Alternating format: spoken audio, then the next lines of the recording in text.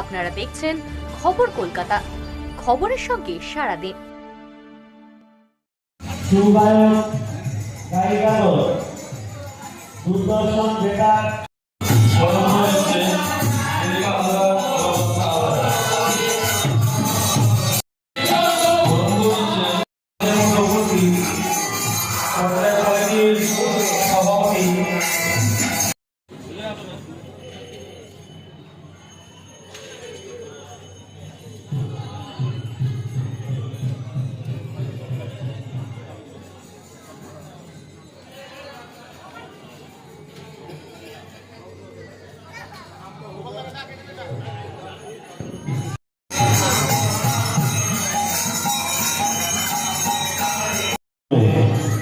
আমরা মাননীয় অতিথিদের বরণ করে নেব।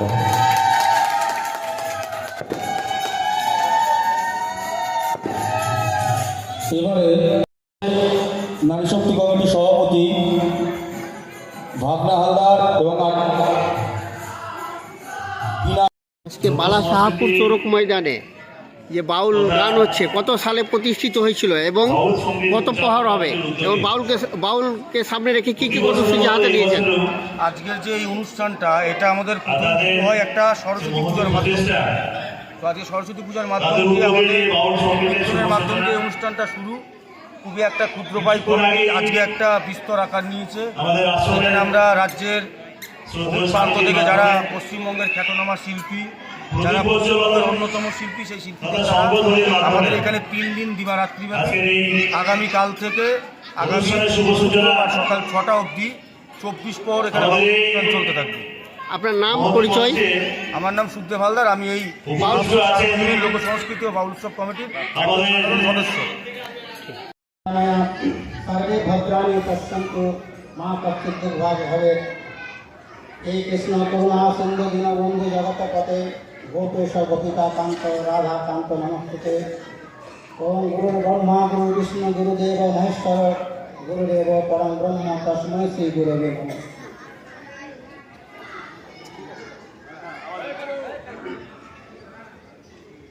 প্রতি বছরের মতো এবছরও সার্বজনীন বাউল কমিটির উদ্যোগে এবার 26তম বাউল কমিটির উদ্যাপন হতে চলেছে।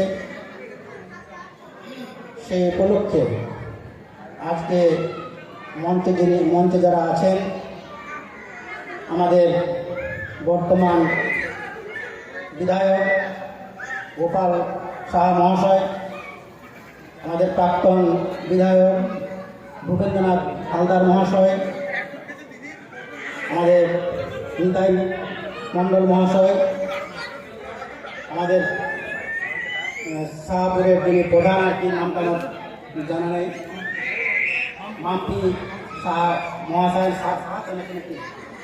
মহাশয়া এবং অনেক সমাজসেবী এখানে আছেন আমার পেছনে বসে।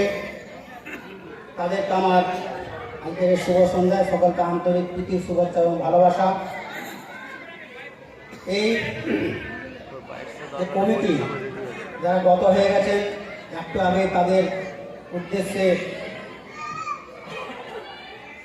শান্তি কামনা তাদের উদ্দেশ্যে করা হয়েছে এবং যারা বর্তমানে যারা এই কমিটির সদস্য, তাদের সকলকে আমার আন্তরিক প্রীতি শুভেচ্ছা এবং ভালোবাসা। আমার বাম দিকে সামনে যারা বসে আছেন বাউল প্রেমী, তাদের সকলকে আমার আন্তরিক প্রীতি শুভেচ্ছা এবং ভালোবাসা।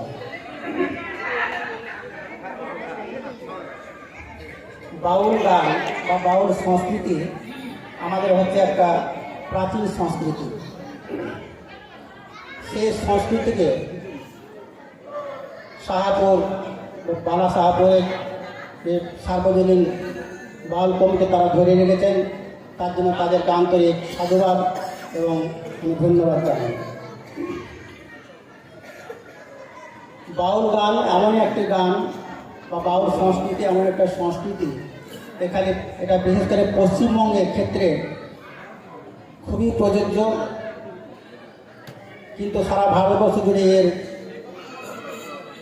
চলন আছে।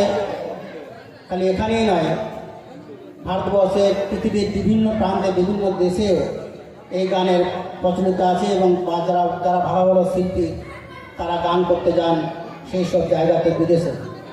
আমি একদিন শুনছিলাম পূর্ণচন্দ্র দাসের কথা।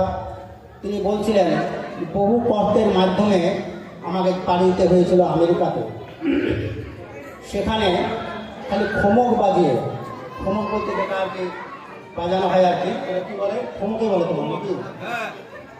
তিনি সেই খমক বাজিয়ে তাকে একটা মেডেল দেওয়া হয়েছিল, সোনার মেডেল, আর একটা হচ্ছে গানের জন্য আর কি। তিনি অবাক হয়ে গেলেন যে আমাকে এই খালি খমকটা বাজানোর জন্য একটা মেডেল কেন। তো তারা বলেছিল যে খমকটা মানে বাজিয়ে তাদের এতই ভালো লেগেছিল আর কি, যে তারা ওইটার জন্যেই আর কি, ওই বাজনাটার জন্য তারা একটা মেডেল দিয়েছিলেন আর কি। ওখান তারা মানুষ আর কি, আমেরিকার যারা বাউল প্রেমিক তারা। বাউল আমরা 84 লক্ষ জমি ভ্রমণ করে আমরা এই পৃথিবীতে জন্মগ্রহণ করেছি। এই মানব দেওয়া হচ্ছে খুবই দুর্লভ জন্ম, খুব দুর্লভ, কিন্তু আমরা সেটা উপলব্ধি করি না, আমরা সেটা বুঝতে পারি না। যারা বাউল সাধক তারা সাধনার মাধ্যমে, লেখনের মাধ্যমে তারা এগুলোকে রচনা করে থাকেন, তারা লিখে থাকেন।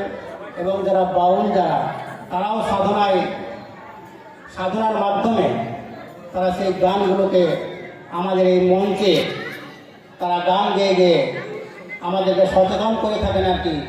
এই দেহ চিরদিন থাকবে না, আমরা জন্মগ্রহণ করেছি, আমরা খালি হাতে এই ধরাধামে এসেছি, আবার ফিরে যাবো আমাদের নিজেদের জায়গাতে। তাই হে মনুষ্যজীব, তোমরা ভুলে যেও না যে আমরা চিরকাল এখানে থাকবো।